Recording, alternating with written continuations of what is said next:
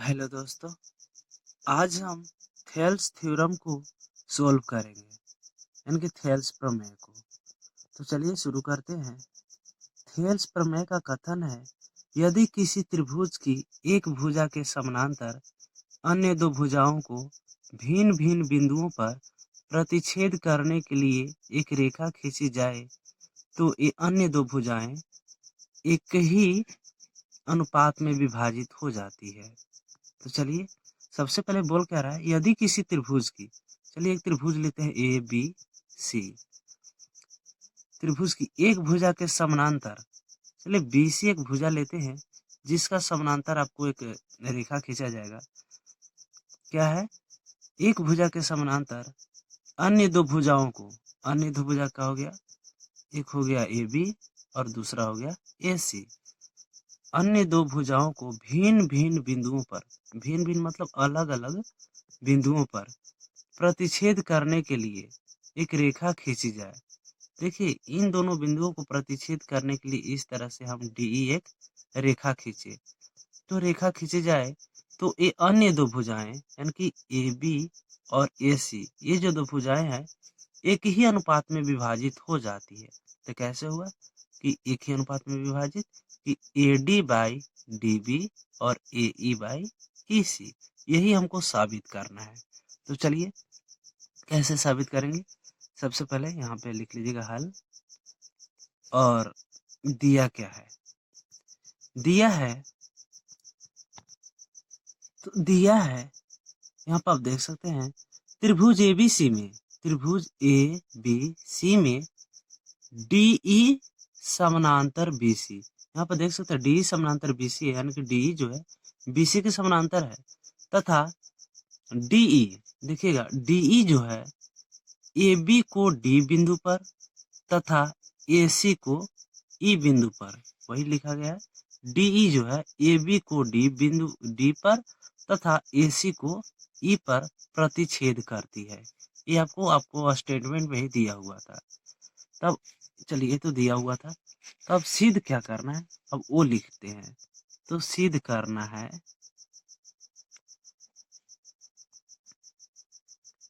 सिद्ध करना है, देख सकते हैं आप कि A D by D B, वही तो बोल रहा था ना कि अन्य अन्य दो भुजाएं एक ही अनुपात में विभाजित हो जाती है। तो A D by D B equal to A E by E C, यही साबित करना था। चलिए अब इसके बाद में क्या दिया हुआ है, अब एक रचना करेंगे इसमें हम। कैसे, यहाँ डी को जो है ना इस तरह से एक लंब डालेंगे हम इस पे, और यहाँ से लंब डालेंगे इस पे, देख सकते हैं आप।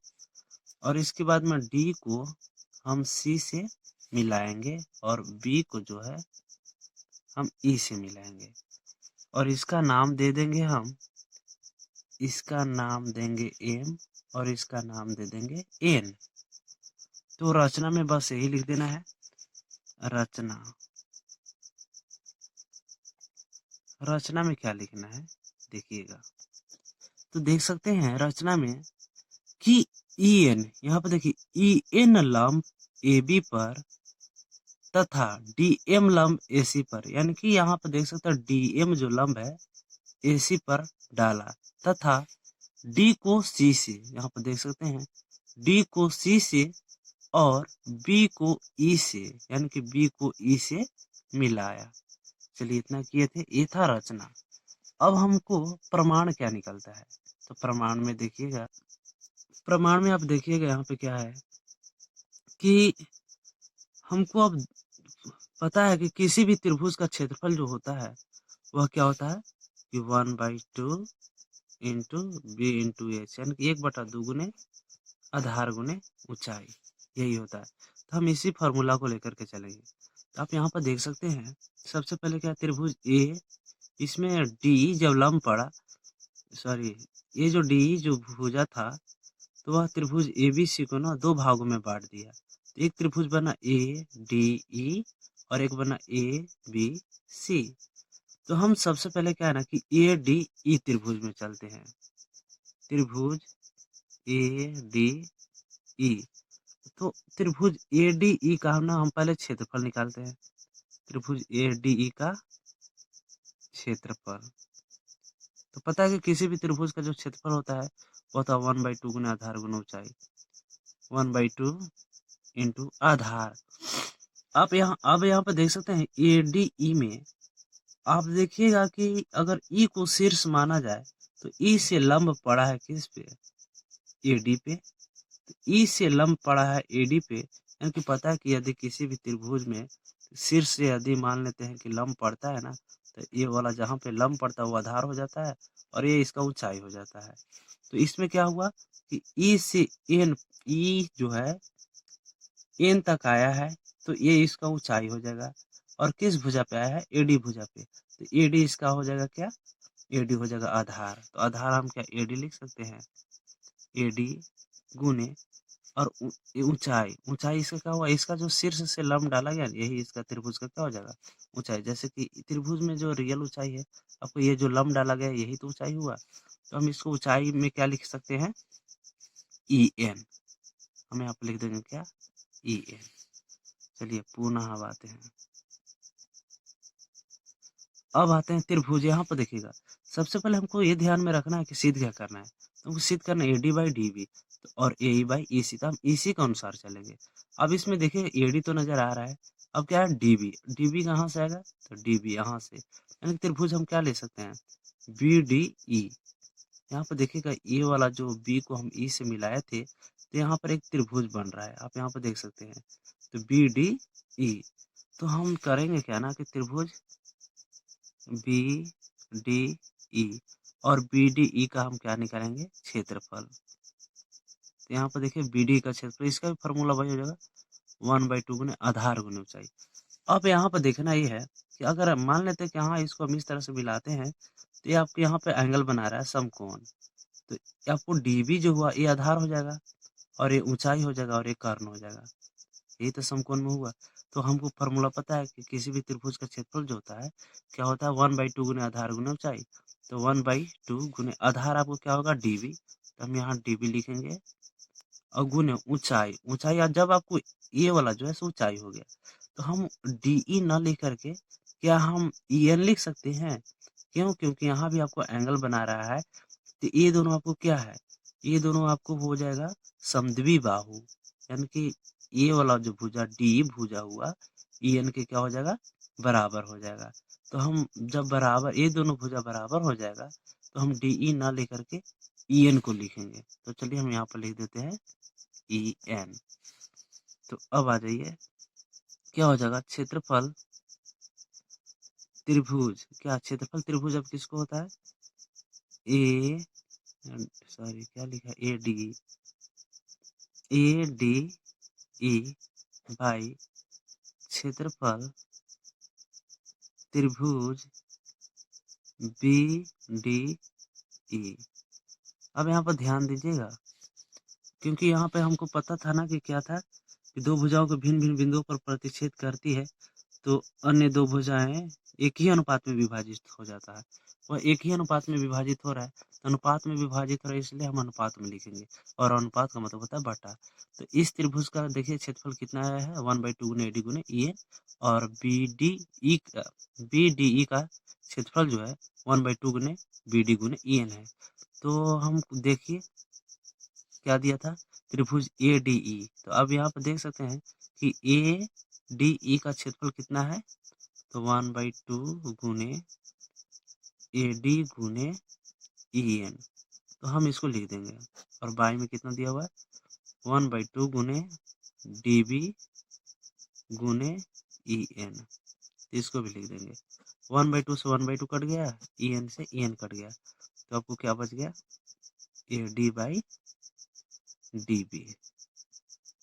चलिए ये है समीकरण नंबर फर्स्ट। अब पुनः आते हैं, अब देखिएगा एडी बाई डीबी जो है हमको यही तो लाना था, एडी बाई डीबी। तो हमको एक साइड का तो आ गया, अब दूसरे साइड क्या लाना है कि ए ई बाई ई सी। तो आप यहाँ पर देख सकते हैं इस भुजा को लेकर के ना हमको एडी बाई डीबी तो आ गया, अब हमको इधर लाना है क्या, ए ई बाई ए सी, यानी कि ए ई बाई ई सी। तो हम क्या है ना कि अब इस भुजा को लेकर के चलेंगे, तो फिर लिखेंगे क्या, हम ए डी ई। अब आते हैं फिर से, देख सकते हैं त्रिभुज ए डी ई, तो ए डी ई का क्षेत्रफल बराबर, अब देखिएगा ए डी ई, अब ए डी ई में क्या है ना कि अब डी एम को लंब मान के चलिए। अब जब डी एम लंब किस पे पड़ा है, ए ई पे, तो जिस पे लंब पड़ता है वो आधार हो जाता है। तो आपको इसमें आधार क्या हो जाएगा, ए ई, और ऊंचाई क्या हुआ, ये जो लंब है ना, तो ए डी ई, इधर ये जो त्रिभुज हुआ इसका ऊंचाई हो जाएगा। तो पता है वन कि त्रिभुज का क्षेत्रफल क्या होता है, 1/2 गुना आधार गुना ऊंचाई।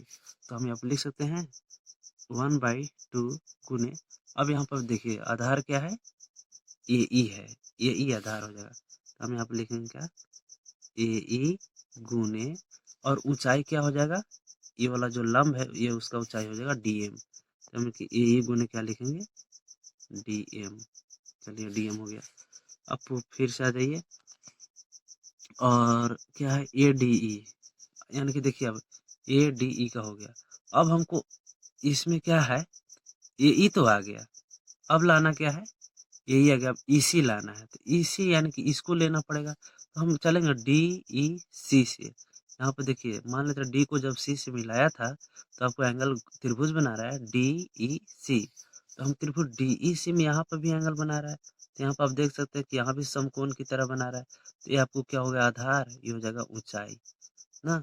तो क्षेत्रफल तो पता है 1/2 गुना आधार गुना ऊंचाई। तो हम लिखेंगे क्या, डी ई सी, ठीक है ना। देखिए त्रिभुज डी ई सी का क्षेत्रफल बराबर हो जाएगा 1/2 गुने, अब यहाँ पर देखिए आधार क्या था, आधार था ए ई। तो हम यहाँ पर लिखेंगे,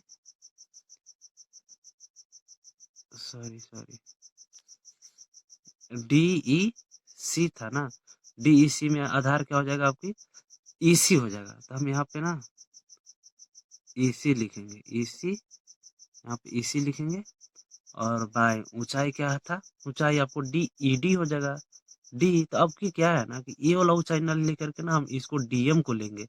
क्यों, जिस तरह से ये डी जो है ईएन के बराबर था, उसी तरह से इसमें भी डी जो है ना सो डीएम के बराबर होगा, क्योंकि इन दोनों क्या है, समद्विबाहु बाहु है। समद्विबाहु बाहु का मतलब होता है दो भुजा आपस में बराबर होता है। तो डी भुजा है डीएम के बराबर होगा। तो हम डी न लिख करके यहाँ पर हम डीएम लिख सकते हैं। तो चलिए हम यहाँ पर डीएम लिखेंगे, गुणे क्या हो जाएगा, डी एम। तो चलिए इसको भी कर देंगे समानुपाती। तो त्रिभुज ए डी ई, क्षेत्रफल यहाँ पे लिख दीजिए, क्षेत्रफल त्रिभुज ए डी बाई क्षेत्रफल त्रिभुज डी ई सी। अब इसमें ए डी ई का क्षेत्रफल देखिए क्या था, 1/2, तो 1/2 लिखेंगे, और ए ई गुने डीएम था तो डीएम लिखेंगे। उसी तरह से यहाँ पे आ जाइए, त्रिभुज डी ई सी का क्षेत्रफल क्या आया है, 1/2 गुने ई सी गुने डीएम। डीएम से डीएम काटिए, 1/2 से 1/2, अब इक्वल टू में क्या बच गया, ए बाई ए सी। यह समीकरण नंबर सेकेंड। अब चलिए, तो समीकरण नंबर सेकेंड आया, और आप यहाँ देख सकते हैं कि क्या है, त्रिभुज बी डी ई और डी ई सी, डी ई और बी सी के बीच में स्थित है। तो आपको बी डी ई त्रिभुज जो हुआ डी ई सी के बराबर होगा। तो वही लिख देना है कि किंतु बी डी ई और सी डी ई एक ही आधार डी ई पर है और बी सी और डी ई के बीच स्थित है। तो क्या होगा, तो यहाँ क्या होगा कि त्रिभुज बी डी ई का क्षेत्रफल जो है त्रिभुज सी डी ई का क्षेत्रफल के बराबर होगा। तो यहाँ पे समीकरण फर्स्ट तथा सेकंड से आते हैं, जब दोनों त्रिभुज एक दूसरे के, तो क्या होगा कि फर्स्ट सेकंड भी बराबर होगा। तो समीकरण फर्स्ट में आप देख सकते हैं A D by D B है, और सेकंड में ए बाई ए सी है, तो हम इसको बराबर में कर देंगे, यानी कि क्या था, A D by D B, और सेकंड है यहाँ पर देख सकते हैं A D by D B हो गया जो आपको फर्स्ट में दिया था, और सेकंड में दिया ए ई बाई ई सी, यानी कि तब बराबर हम लिखेंगे यहाँ पे ए ई बाई ई सी। यही तो प्रूव करना था, आप यहाँ पर देख सकते हैं कि सिद्ध करना A D by D B और ए बाई ई सी। तो इस तरह से ये आपका सिद्ध हो गया यहाँ पे प्रूव।